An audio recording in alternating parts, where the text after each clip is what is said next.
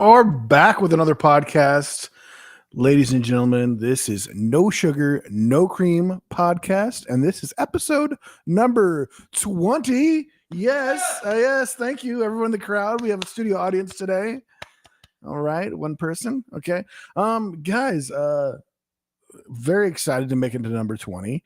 And it's Tuesday. We're live on Facebook and YouTube and we'll soon be posted on Apple and Spotify later this week. But yeah, we are live. So if you're tuning in on Facebook, appreciate you, or YouTube. And this is my co-host, Yes, Tim. Hey, how Seth. are you doing today, sir? Oh, just living the dream. Loving the clips that you're posting. Tim's been clipping some different parts of our last podcast, and it's been humorous. There's been some funny parts. And you put about, I think, at this point, like almost 7 clips. Seems like just different parts of the podcast. But it is exciting. We are to number 20. It feels like number 50 for some reason. I don't know, maybe it's just me, but it feels like number 50. But it is only number 20. And of course, we did podcasting before this, so that kind of. But this podcast only been going for 20 episodes. Woohoo! Yay! Yeah. Do you have a new song coming out Friday?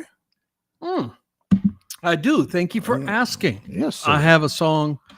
Now, everybody puts out Christmas songs, but how about Thanksgiving songs? It's a holiday. Oh, Thanksgiving. Turkey day. So I have a song, Every Day is Thanksgiving, that comes out on Friday at midnight in the morning. So Thursday night at midnight, it'll come out, and Every Day is Thanksgiving. So check that out. I'm pretty excited about it. And the gravy is bubbling on the stove as it's thickening. We're busy in the kitchen with all the turkey and the trimmings. Tim, don't get me hungry. Goodness gracious.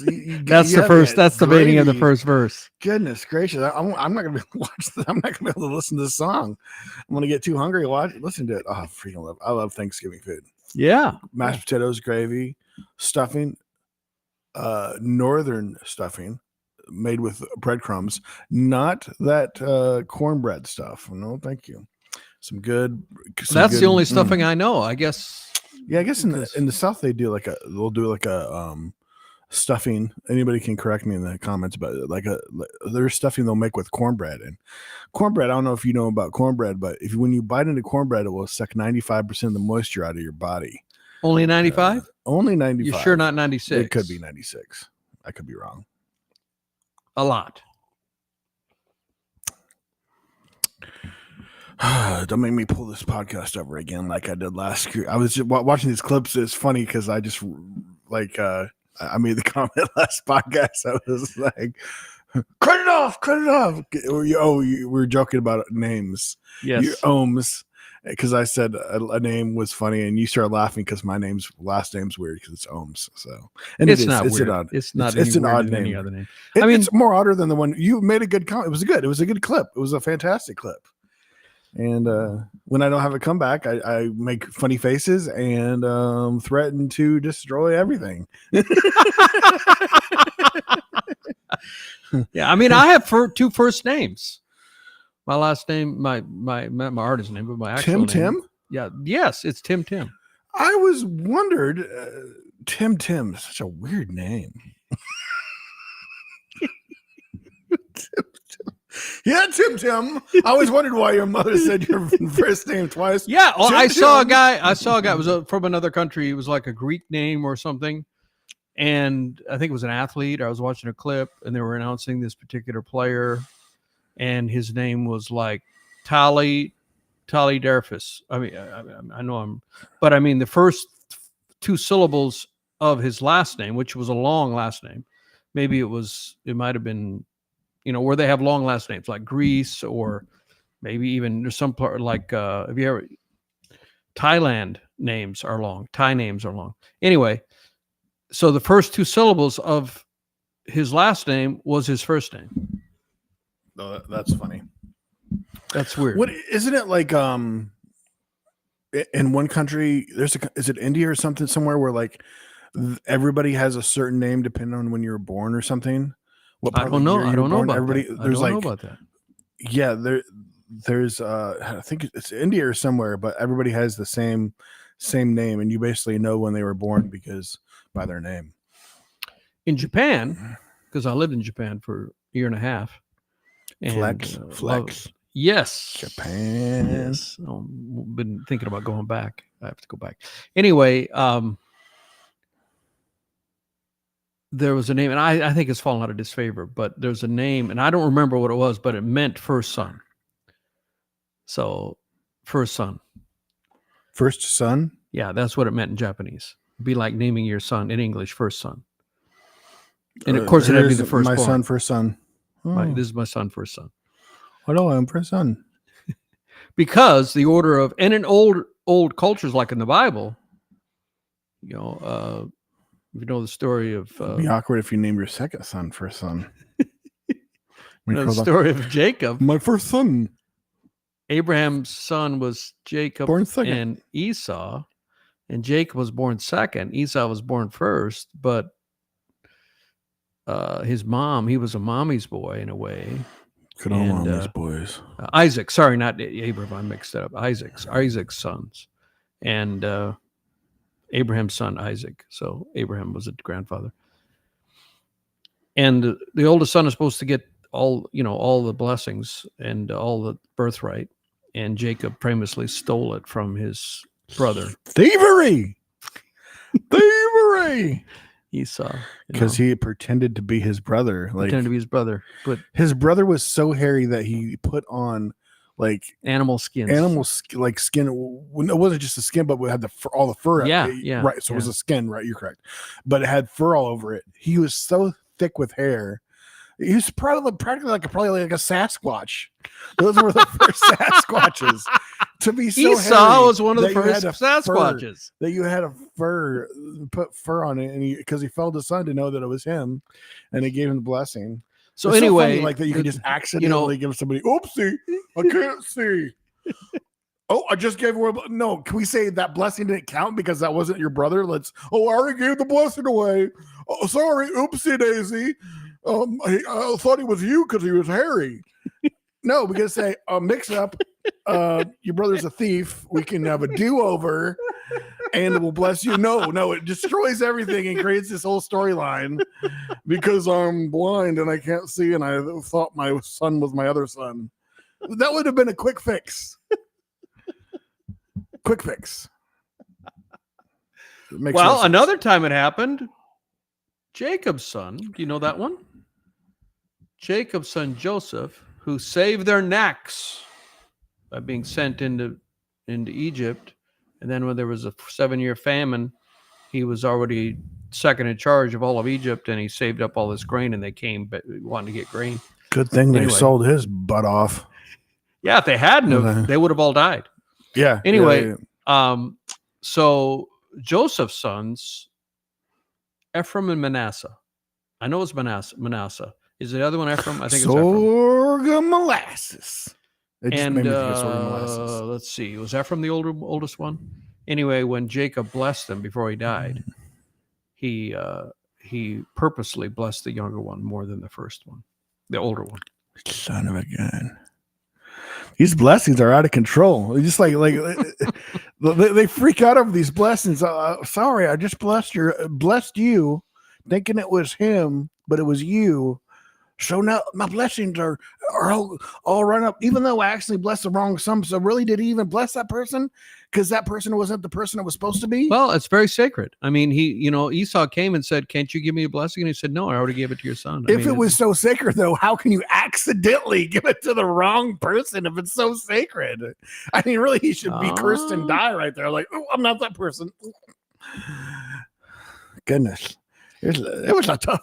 The Old Testament was tough, guys. Shout out to Jesus in the New Testament. The Old Testament was tough, guys. Shout out to the apostles and the miracles. I mean, goodness gracious. You could have leprosy and Jesus comes by and boop. I'm good. Anyway, how I got down that track is, in older cultures, in Japan is a very old culture, much older. I mean, let's face it, Mhm. we're only 250 years old in our American culture. We're just babies when it comes to culture. So in older cultures, the firstborn son is really important. And in Japan, it is as well. But Japan has changed so much. I don't know Question if that question name about is Japan. commonly used. Sorry to interrupt you, sir. Good sir. But is it common for people to smoke in Japan? Is smoking a Much big more thing? than in the U.S. Yeah. And but cancer isn't a big issue over there, right? They still live. They to have the be- longest longevity in the world, and they drink like this is my experience. Now, I have to say, I've been to Japan since 2008 when I shut down my export business. If you remember, 2008, all the commodities went up. Soybeans went up by 2.5 times, and I was exporting non-GMO soybeans and organic soybeans, and food grade Professional soybeans. Professional farmer, right here. And prices went up 2.5 times, and I couldn't sell my stuff. I mean, in 6 months, everything went up. If people remember 2008, Wait, that wasn't good that the price went up. That they made couldn't it afford it. hard. They couldn't afford those afford. prices because it's used in tofu. Now, the American soy was sold at a premium, but they bought it because they wanted to have a high quality product, and also because they wanted to support. Well, Japan's one of our closest allies. So I think there was a little bit of that. They might even had some kind of encouragement from their government. I'm not sure because my stuff was more expensive than some of the competitors. But when it got 2.5 times, that went out the window. They said we can't buy your stuff anymore. And you're doing something that was that's not very common in general to export. Out of the, most things are being imported. You are exporting. So Pretty that was the amazing. last time I went. When I went in 2008, when I sold my 2008 crop, I barely got it sold. I didn't make any money on it. I had to cut my prices to the bone, and I talked my buyer into buying them at a reduced price from what we contractually agreed with. He said, "My salespeople, if I buy your beans, I won't be able to sell them because my salespeople said they won't be able to sell them. They're going to just quit in mass. So I can't. So sell at one them. point, it was definitely worthwhile to sell to them rather than to sell in this in the States. You got a lot more money. Yeah. Of course. I mean, I source beans. I source soybeans in 7 states, as far east as Ohio. Just to fill their demand. Yeah. Wow. That's So cool. I was shipping a lot of containers over, and I spent a lot of time in Japan. I would go to Japan like 4 times a year to service my customers, and find out what they needed. I mean, I exported some other countries. I was the first person to ship non-GMO soybeans to Viet Nam. Guinness Book of World Records right there. Is that one of their is that covered in the Guinness Book of World Records? That is pretty neat to say that you're the first person ever. Yeah, I remember how that come about. Did you? Well, I went there and I talked them into it. Oh, okay. And, so you went there with that plan. but they're all government. So those countries are like socialistic. I mean, really socialistic. Socialism is when the name is thrown around in the U.S. And people don't really know what socialism is. Socialism is when the companies that are owned by the government. Yeah, that's true socialism, mm-hmm. and that's what it is in Vietnam and South Korea as well to some extent. Because I tried to crack the South Korea code, and because South Koreans eat 3 times more soy. More tofu, but it's mainly going to the tofu. South Koreans, and these are all old numbers, so this is like 15-year-old stuff because I haven't been involved in this industry since 2008, and things may have changed. That's a long time. Yeah, but anyway, as of 2008, Koreans ate 3 times more more tofu per capita than Japanese. Japanese, it's a Japanese thing. Tofu was invented in Japan, but the Koreans eat a lot of tofu. But it was all, you had to be approved by the government. And I went there a few times. I went to Seoul a few times and tried to crack that. And, I think once you got in, you were probably minting money, but I just couldn't crack it. I went 2 or 3 times. Did you tell them about how much you love K-pop? K-pop. Love me some K-pop. Gangnam Style. Well, of course, now is all these Gangnam Style. Now it's all these boy band and girl band. Young people so Vietnam, it was government. I don't think it was actually a private company, but they were quasi-governmental. Government had had control of them, and same in it was controlled. It was a controlled market in South Korea. Not in Japan. It was free market. Japan's pretty free. It was a really good free market economy. So I went there, and easy for you to say. they didn't pay me for 6 months. Oof. And they finally paid me. And I went back and Yikes. visited them, and I said, I need my money. I need to pay my suppliers. And why were they not paying you? oh, I remember they didn't take shipment for 6 months. That's what it was, because the beans were still in the U.S. I never understood. And I made a fatal mistake. For a lot of times when I would export the beans, my name of my company was Dakota Farms International, South Dakota based. South Dakota. And so I would brand my beans DF dash with a number after them, my own label. And I neglected to do that for this shipment. And I put the name of the bean on there. It was FG1, which is a great food grade soybean. And they grow them in Ohio. Really, they grow them great. And I left FG1 on them. And when they were used to seeing your... And that's the first time and the only time I shipped to Vietnam. And then I went back there and I said, can I sell you again? Because I had insurance. Import-export insurance, but it had to be shipped first.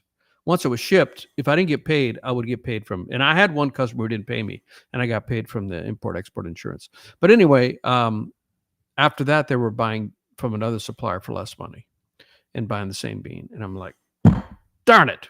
Because I usually would ask them to be rebranded, and I didn't do that. Talk on it. Oh, so they knew what brand it was. They so knew, they were able they knew to what it was, and they got it elsewhere for cheaper.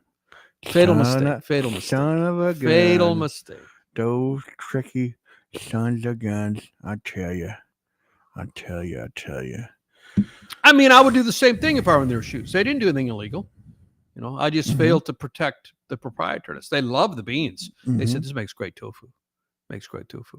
And I did all the work. I mean, I traveled there. And so supporting me, of course, I don't speak Vietnamese, supporting me, the U.S. Soybean Association is a nonprofit organization that is paid for every time you sell a bushel of beans, a percentage of it, I forget the percent, 1.4% of your sale, it's called checkoff. So every bushel, a certain percentage of your sale, well, when you get your check. So you sell 100 bushel, let's say, and let's say the price is $10. So 100 bushel times 10 would be $1,000. When you get your check, there'll be a line item there. Gross sum $1,000 minus checkoff deduction, which was, I forget the percent. It was like 1.4%. And that went to the U.S. Soybean Association. And that U.S. Soybean Association did a bang up job of promoting U.S. soys around the world. And so the first step you do when you're trying to go to a new country, you find the office, if they have an office in that country. And sure enough, they had. U.S. Soybean Association had an office in Vietnam. And so I went there, and they're Vietnamese, but they're working for U.S. Soybean Association. It's probably one of the best jobs you could have, a native working for an American company. They probably love that. And they're professional. Everybody wore suits and everything, And when we closed the sale, I remember how excited. I didn't realize it was the first one, because so other U.S. exporters are going there, and they don't share their business, because they're helping my competitors, other exporters. There's a bunch of companies exporting, small and large. And so they don't really share, so they don't really talk about what other people are doing, what other companies are doing. But when we closed the business, the Vietnamese representative was so excited, and he said, this is the first shipment into Vietnam. And I'm like, really? I'm the first one? I had no idea until after we closed. We signed the contract. We're going back to the office. And he was just beside himself. He was so excited he could barely contain himself. So that office existed there, and it had served to an extent no purpose. Yes, until yes, you came along. yes, exactly. That's crazy. Yes. That's so interesting. We justify our job today.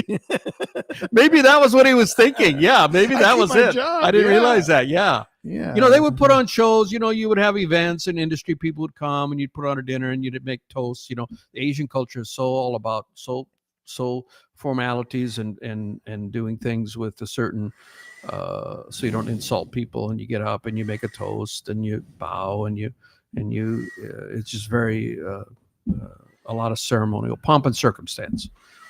You know, selling. Did they want to get to know you to a certain level then? Sure. Not just, yeah. Sure. Okay. Yeah. Interesting.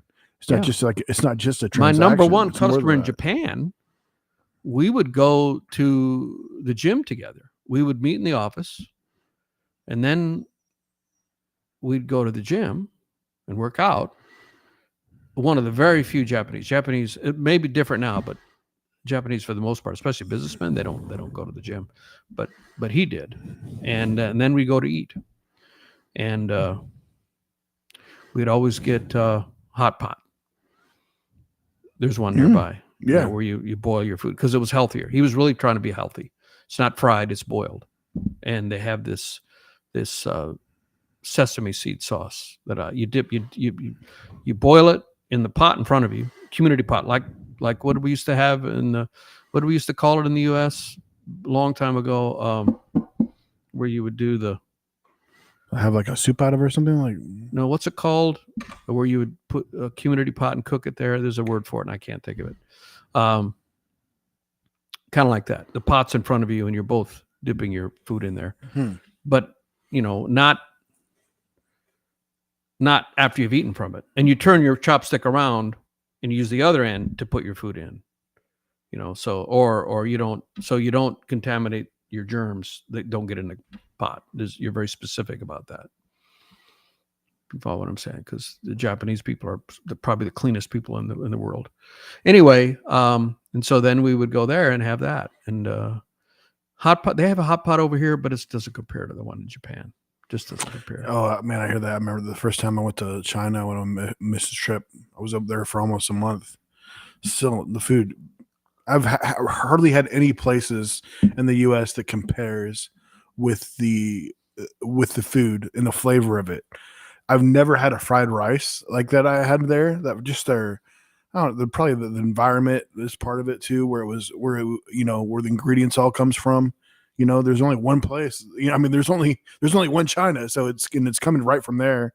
They're not getting all the ingredients here in the U.S. from China. They might get some things. I mean, maybe some things do come over. I would say some seasonings and stuff, of course.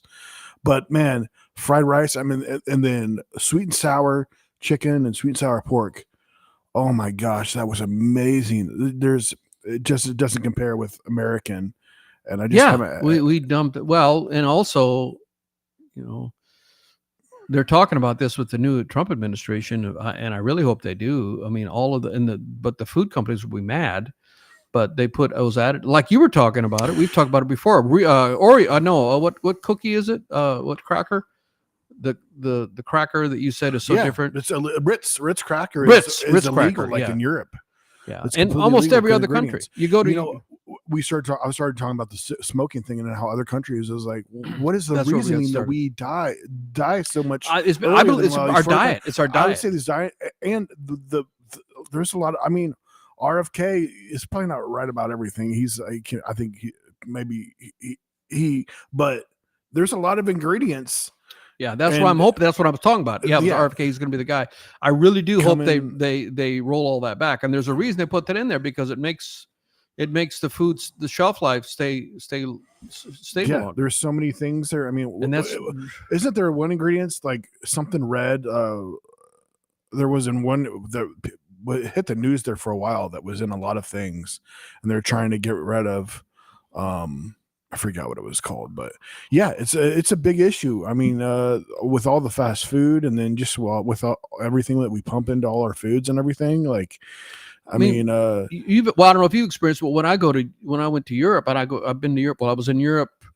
I was in Europe for a month last year. Didn't put hardly any weight on. Jimmy and I were in Ukraine in 21 before they got invaded, and we ate so much, a lot of meat, heavy meat.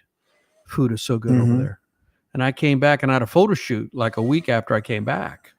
It was scheduled. And I'm like, man, I'm going to look like a bloated pig. I don't know if I can do this photo shoot. And I stepped on the scale. You probably look more healthy and I put and 1 bright pound and- on, 1 pound. And I ate, oh man, we ate so much. We just stuffed ourselves. I don't have to eat much. Of course, I have a slower metabolism for one thing, but man, I don't have to eat much to end up gaining weight. Of course, I eat the most unhealthy things, but because of our ingredients and everything, what I eat is even more unhealthy than probably if I had it in another country where it doesn't have all these ingredients in it. And we probably don't even know. We don't to the extent of how bad it is. So, So yeah, if we can really, the Japanese, and then the businessmen drink so much alcohol, so much. I mean, you were expected, to build up camaraderie. You were expected to go out with them after they work till like 9 p.m, and then they go out to the pub every night till late at night. And Yes. midnight, last train usually, which is around midnight, and then they come in the next morning and and have to work, and they smoke so much. Now maybe there's less smoking, but so much smoking, drinking and smoking. But they have the longest life expectancy of any country in the world. Any country. Probably at least 5 years on average in the U.S. In fact, our life expectancy has gone down the last few years. Really? Yes. The main reason is all of the opioid deaths. Oh my gosh. So when you take people who are Average. 20 and they die and their life expectancy would be 75, that's statistic. You take a few of those and throw them in, you have 100 people, we have 350 million people. And if 2 or 3% of them die young, that drastically skews your numbers. You see what I'm saying? Mhm. I mean, if you're supposed to live to 75 and you die at 74, that's not going to change the numbers. It's a longevity. But if your longevity is 75 and you have an increasing number of people dying in their 20s, that's because of drug overdose. That's going to skew the numbers. And our I haven't looked at it recently, but our average life expectancy is going the opposite way. The only country in the world, a developed country in the world, where it's going the other way. Well, our family life expectancy is still pretty high on both sides of the family. My mom is Tim's sister. Wait, what did I just say? Yes. Did I yes, say that right? yes, Okay. Yes. I almost thought I called you the sister. I was just I gotta drink a little bit more coffee. But yes, and then there's my dad. Both sides of the family, they live pretty long. Your grandfather lived to be 99, yeah. and my grandfather, your father, lived to be what, 87. 87, but he would have lived. He much could have lived longer, longer, but he didn't want to live. He died 7 years later, partially After my mom died, and his he heart refused. died He in a way. refused all. He died of a broken heart. He died He of a broken refused all heart, medical but attention. He said, "If it's going to extend my life, I don't it want would have been a simple surgery, Yeah. somewhat, Yeah. right? And he would have been fine. And man, he was still so active, even until he was ready to go. He wanted to go when my mom died. He wanted to go. He wanted to go. He didn't want. That was we still had a lot of love story. Had a lot of good times, a lot of good memories. But he was a character. They were quite Wild Man Walter. pair. Wild Man We Walter. told was so his many of those name. stories. Oh my gosh! Have you told? Did you tell during the podcast the story of getting the oil change? I mean, you might have, but you should just tell it again. I anyway. probably It's should. so Yeah. good. So my dad. This was probably when he was in his 80s. This is grandma had already passed away, and he loved to drive a diesel car. Not as much as he liked to save money. So he had a diesel car. What's the make? What's the make? Not a Mercedes, but what was the make of it? It was an economy car, right? It wasn't a Mercedes. It was an inexpensive car. Mm-hmm. Yeah. Wasn't it the brown car? Was that like a brown or something? What's the big German brand? The big German brand. Oh my gosh, it's the same one that makes the Beetle, right? Not Volkswagen. Not Volkswagen. Yeah. Volkswagen. It is. It Yeah. is Volkswagen Volkswagen. Jetta. That's what it was. Yeah. Oh yeah. Together. Yeah. Added together, we equal half a mind. You bring your 100 brain cells. I bring my half a brain cell. And I tell you, magic explodes. Volkswagen Jetta is what he used to drive. I can do so much with my half brain cell. Shout out to all my dummies out there. Okay, come on. Yeah, so he goes change the oil on the Jetta diesel. He would go to Walmart because Walmart, they have a car service area in the back of most Walmarts, and I imagine the only reason is so they could sell tires and batteries and things. My dad and I was with him, and there's a little waiting area there. And I'm waiting. Seth knows what's coming because I've told this story so many times. And it doesn't get old. It does not get old. And Dad goes up there and he says, "Will you change my oil? I've brought my oil filter and my own oil." Repeat this again. He brought his own oil filter and his own oil to Walmart, the cheapest place, but he probably found some place where it was. Well, no, cheaper. he would buy it in 55-gallon drums. Farmers, because you have all the equipment, you buy your oil in 55-gallon drums, and then you have a thing you pump it out.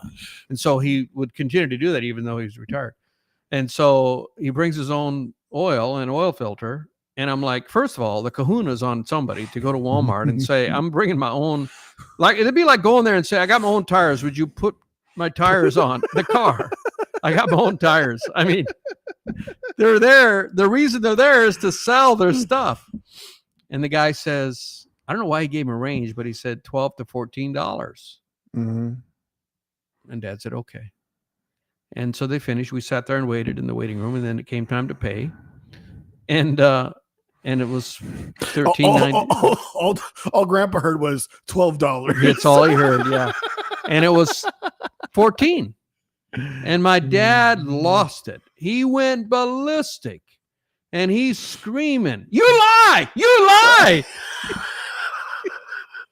And I'm sitting in the waiting room, and I'm like, and there's a lady also sitting there. She turned around and looked, and I'm like, I do not know this man. I am by myself. I'm doing something else. I do not know him. You lie. And so the man goes very calmly. He says, "Harold, you do this every time." So my dad had been there before, and the same dance had happened. And he's so mad. He's furious. And he says, "I'm never coming back here again." And the man goes, "That would be fine, Harold."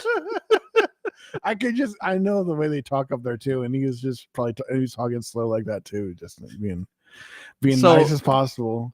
So why did he give him, I don't know why he gave him a range, but I think he was lucky that he even agreed to do the oil. Yeah. I mean, they wouldn't do that. If I was behind the counter, I would say think it costs much more to even for them to provide the filter and oil. Well, oil because for like diesel is $25. expensive. Oh, diesel. I don't know. Yeah. I don't know. Oh yeah, you're probably right. But he was the king of pinching pennies. Oh man, he loved Menards. They had so many. Oh my gosh, we just walk around there and he's getting all kinds of free stuff. Man, he's on cloud 9. Yeah, Menards is like and he wasn't poor. The Northern Plains. Okay, he the had Northern plenty Plains. of land. He wasn't poor. The Northern Plains version of Lowe's and Home Depot. Menards. I don't think they have them except in the Northern Plains, like South Dakota, North Dakota, Minnesota, Wisconsin, maybe. I think they're headquartered in Wisconsin. So those of you who are not in that area probably have never heard of Menards. If Grandpa lived in the city, he would go to the soup kitchen with all the homeless people. Oh my gosh. Yeah. He at Christmas time, I remember one time, because in the town we were in, it was a small town, but there were about 5 banks, and he banked at one bank. And it was before Christmas. So, banks put out, they're celebrating. And so they've got donuts and cookies and things. And, it's a festive time. And I was with Dad, and he was going from bank to bank where he didn't bank and going in and grabbing all the cookies and putting them in his pocket. And I remember one time we were in a bank, one of the banks, and the teller is, she's evil eye. She's watching him as he takes all the cookies. This man is worth millions of dollars, and he's taking the cookies from. Oh man. Anyway, man. so we were talking about longevity. You know, what do they call it? Green zones or blue zones? Green zones, blue zones. What is it where people live substantially longer than normal? I think it's blue zone. Okay, yeah, that sounds. I think that it's blue sounds. zone. And you know, I'm so easily. I love traveling and I love foreign cultures. And you know, I remember when it was a big thing, $1 or €1 houses in Italy. Italy's my favorite country that I've ever been to. Still is. I love the culture in Italy. I love the food. I love the history. And still tempted you to go do that? Go there and grab one of those yeah, I houses. have a fantasy of going there and buying a house. Less than 20,000, you probably can fix up one of those houses that you get free. And so Sardinia, which is an island, I had to look it up. It's an island. It's to the west of Italy, mainland, and it's real close to Rome. I mean, it would be closest to Rome as far as across the water. I got an email today because I get a lot of different emails relating to travel, and Sardinia has a new program specifically targeting Americans, and so their website is in English. And they said, if you're an American, we will fast track your visa, whatever. This. Yeah, the island. Okay. €1 house in Sardinia, and I'm intrigued. You know, I mean, I wouldn't live there, but I could go is this there. The island where there's an island too where they're paying you to go to? If you move there, I could move there, and but it's a tiny little town. I mean, it's the only people that are doing that is tiny little country town. It's probably there's not much. There's probably not much there for restaurants or not much to do. I mean, I could live there for a few months, like easily. Yeah. I would go there and write. I would write and produce music, and the vibes, especially if there was a beach. And they say that Sardinia is not only a blue zone so I want to go there because I want to live a long time. So if I go there, maybe it'll help my life expectancy. The diet they're famous for their diet and their social. They say social. They have great social. And actually, when they started identifying blue zones, Sardinia was the first one they identified in 1994. I read that today. I'll have to play a YouTube video for you. Yes Theory. I probably played a Yes Theory video for you before, but they do interesting stuff like that. And they went to a who does Yes Theory. Oh, Yes. And they went to an area in Europe somewhere where the small town, and it's like the average is well over 100 years everybody lives to, and they go there and they interact with them and they just welcome them in, and the whole town has like a meal together and everything is really interesting. But just hearing what the theories are and how people think that they all live so much longer there and stuff. Well, they say the social connections are very important. That makes sense. Important. I mean, to literally just some strangers come to town and you throw a big potluck or whatever, it's just like, that's awesome. And everybody knows everybody. I love towns like that. Everybody knows your business. But I was like, who cares? I was like, I'm not killing. Well, it was like that in back home. I mean, Willow Lake. I lived in Willow Lake, South Dakota, where I went to high school. A little town of probably 1,000, if that. And that's where I had my processing plant, my snack food plant. And everybody knows everybody's business. Everybody knows everybody. But it's beautiful. Yeah, the one restaurant was the bar, the restaurant, and the Rusty Nail. The Rusty Nail. Is that what it was? Yeah. Yeah. That little, it's a pretty good place, pretty nice place. I liked it. Yeah, I remember. Yeah, a bunch of community people got together and invested money to build a brand new building, and so it's not a decrepit old building. Because the other one was a decrepit old building that had slanted floors, and they said we need an actual place, a restaurant, and it doesn't make any money. And sometimes they might even have to, there's like 20 or 30 people that invested money, so they might need an extra to keep things going. They say everybody's got to fork in $1,000 this year, or I don't know, I'm making it up as I go, but I mean that kind of thing, community thing where everybody handles the load and make sure that you have it. And they also have a community grocery store. Same thing. There was a school there too. There was like the school is exploding. That's where I went to high school. Oh, okay. And yeah, I went to grade school or junior high and high school there, and they're exploding. But they're having to build on. That's where you originally went to school, right? Yeah, that's so year, crazy. That's so crazy. This is where I went to the first 5 years. I went to this school, this house right here, or this building. One room.